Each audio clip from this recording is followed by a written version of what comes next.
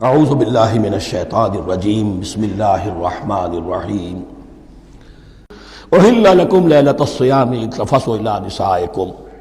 اب یہ ہے احکام کی آیت، بڑی طویل ہے، کیونکہ یہود کے ہاں شریعت میں روزہ جو ہے شروع ہو جاتا تھا شام کو ہی، اور رات بھی روزے میں شامل تھی، تو تعلق زن و شو بھی نہیں ہو سکتا اور کوئی سحری وحری کا تصور نہیں تھا۔ جیسے ہی سوئے رات شروع، روزہ شروع، اب اگلے دن تک غروب آفتاب تک روزہ رہے گا۔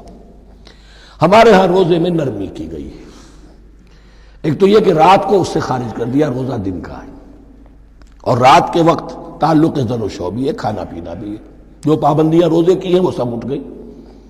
لیکن ہو یہ رہا تھا کہ لوگ سمجھ رہے تھے کہ شاید وہی جو احکام ہیں یہود کے ہاں شاید وہی ہمارے ہاں بھی ہے، اس لیے وہ ایسا بھی ہوتا تھا اپنے جذبات میں بیویوں سے مقاربت کرتے تھے، لیکن دل میں سمجھتے تھے کہ ہم نے غلط کام کیا ہے۔ یہاں اب ان کو اطمینان دلایا جا رہا کہ نہیں، احل لکم لیلۃ الصیام الرفث الی نسائکم، حلال کر دیا گیا ہے تمہارے لیے روزے کی راتوں میں اپنی بیویوں کے پاس جانا۔ ہن لباس لکم وانتم لباس لہن، وہ پوشاک ہے تمہارے لیے، تم پوشاک ہو ان کے لیے۔ بڑا بلیغ کنایا ہے یہ، جیسے لباس میں اور جسم میں کوئی پردہ نہیں ہے، لباس ہی تو پردہ ہے نا، لباس میں اور جسم میں تو کوئی پردہ نہیں، ایسے ہی بیوی میں اور شوہر میں کوئی پردہ نہیں۔ ہن لباس لکم وانتم لباس لہن۔ ویسے بھی انسان کے اخلاق کی حفاظت کرنے والی، مرد کے اخلاق کی حفاظت کرنے والی بیوی ہے، بیوی کے اخلاق کی حفاظت کرنے والا مرد ہے۔ وہ مجھے اقبال کا شعر یاد آ رہا تھا، تعلیم نئی ہو کہ پرانی، نسوانیت زن کا نگہباں ہے فقط مرد۔ نہ پردہ نہ تعلیم نئی ہو کہ پرانی، نسوانیت زن کا نگہباں ہے فقط مرد۔ بہرحال ایک دونوں کے لیے وہ ایک ضرورت بھی ہے، ان کی پردہ پوشی بھی کرتے ہیں ایک دوسرے کی، اور اس طریقے سے لباس کی جو ہے اس میں کنایا کیا گیا۔ علم اللہ انکم کنتم تختانون انفسکم، اللہ کے علم میں ہے کہ تم اپنے آپ کے ساتھ خیانت کر رہے تھے، ایک کام کر رہے تھے جو گناہ نہیں ہے، لیکن تم سمجھتے تھے گناہ ہے، تو اپنے آپ سے خیانت ہو گئی کہ نہیں؟ اصلاً وہ گناہ نہیں تھا لیکن تمہارے علم میں نہیں تھا، لیکن تم یہ سمجھتے ہوئے بھی کہ یہ ممنوع ہے، اس کا ارتکاب کر رہے تھے۔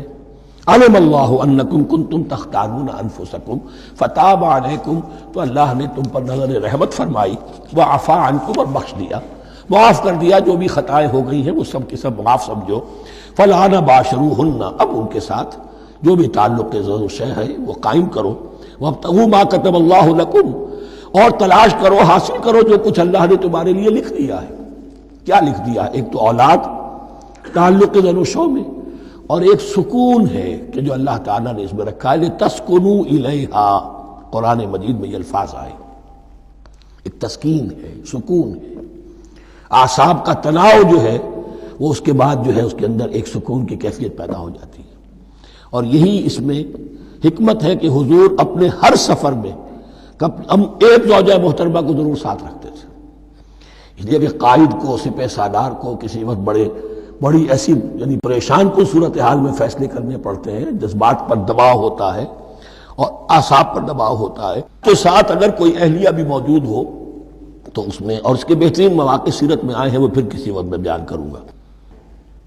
وابتغوا ما كتب الله لكم وكلوا واشربوا حتى يتبين لكم الخيط الابيض من الخيط الاسود من الفجر، اور کھاؤ اور پیو یہاں تک کہ واضح ہو جائے تمہارے لیے سفید دھاری فجر کی سیاہ دھاری سے، یعنی یہ پاؤں پھٹنے کے لیے استعارہ ہے کہ جب سفیدہ نمایاں ہوتا ہے ایک لکیر کی طرح، پاؤں پھٹ گئی، اس وقت تک کھانے پینے کی چھوٹ ہے، سحری جو ہے آپ کر سکتے ہیں، بلکہ کلو واشربو، کھاؤ اور پیو، اور اس کی حدیث میں تاکید آئی ہے، اور یہ بھی فرمایا ہمارے اور یہود کے روزے کے مابین سحری جو ہے وہ فرق ہے۔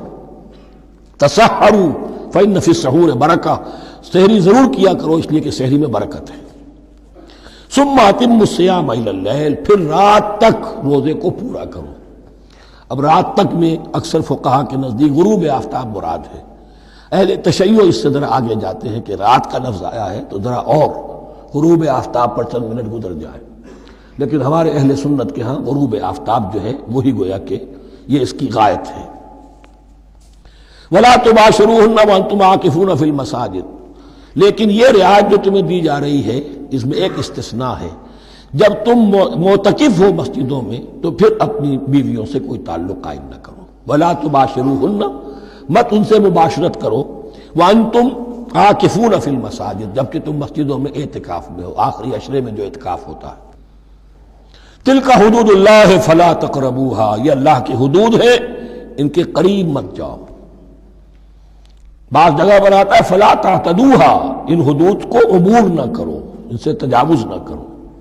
تو حرام تو یہی شے ہوگی کہ حدود سے تجاوز کیا جائے، لیکن احتیاط اس میں ہے to keep at a safe distance, ذرا دور رہو۔ آخری حد تک چلے جاؤ گے تو اندیشہ ہے کہ کہیں اس حد کو کراس نہ کر جاؤ۔